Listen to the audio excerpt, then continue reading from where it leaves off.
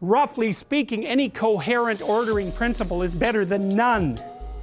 And so that's also a good way to think about human development from an intellectual perspective. Partly what has to be provided to individuals as they mature into an adult is some kind of ordering structure.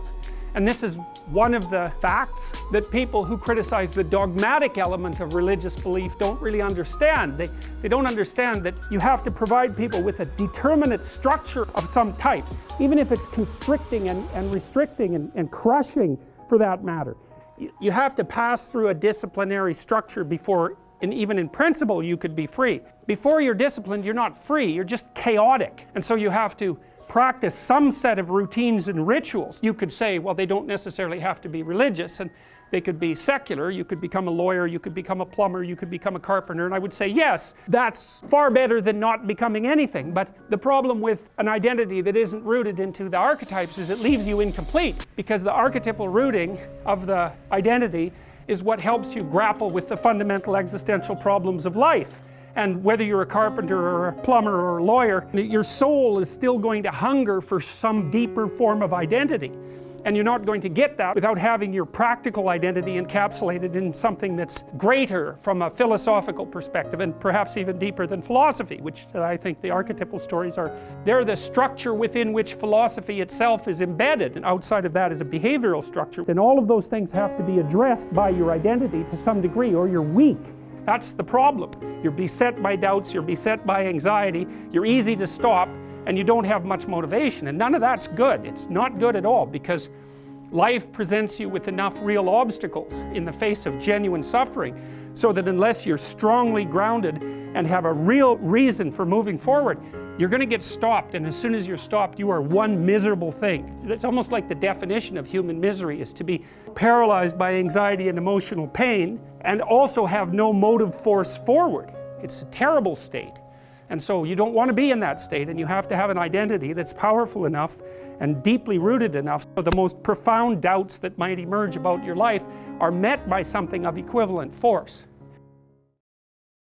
Integrating narratives, and so those would include political narratives, integrating narratives have their force because they draw on universal archetypes. Otherwise they wouldn't have any power, right? Because they're basically stories. An integrating archetype, like the story that Hitler sold the Germans, or that the Germans and Hitler co-created, which is a much more accurate way of thinking about it.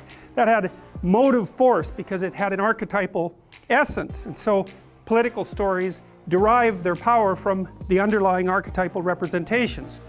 Obviously, because they have to be concerned with the things that people find important. How can you sell a political message to someone if it isn't about something they find important? And if it's important to them, it's going to be grounded at least to some degree in their biological substructure. I mean, if you're talking to hungry people about food, it's a story that you can tell because it hooks them deep into their motivational systems. To use a narrative of utopia, which is the land of milk and honey, roughly speaking, a very, very old idea, you're also tapping deeply into intrinsic human longing. The problem with political narratives, in my estimation, is that they can rapidly transform themselves into ideologies, and ideologies are dangerous for a variety of reasons, but the primary reason for their danger, I think, is because of their one-sided nature. What happens is that they capitalize, parasitize, I think is even a better way of thinking about it, a profound underlying narrative, but they don't tell the entire story.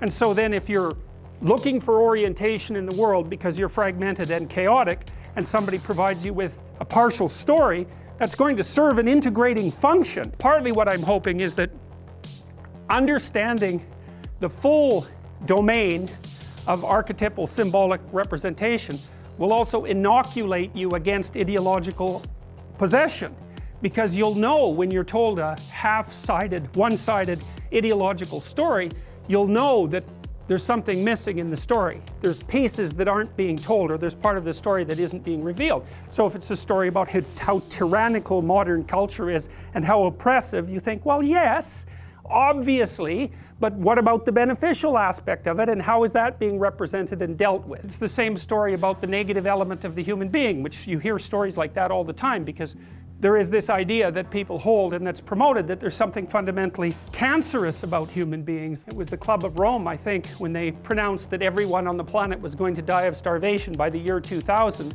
that human beings were no better than a cancer on the planet. It's like, well, yeah, you know, there's lots of things about us that could be improved, but when you portray the human only as negative, the question should arise, it's like, fair enough, but what about the positive part? Why aren't you telling that story? All you have to do is be sick once and go to a hospital where you get competent care to understand that, you know, and you can get incompetent care too, but sometimes you get really competent care. You think, yes, it's really good that there's some people out there who have their act together and are trying to put things together. You know, and you can't forget that in your story, and you don't want to forget that in your story about yourself either.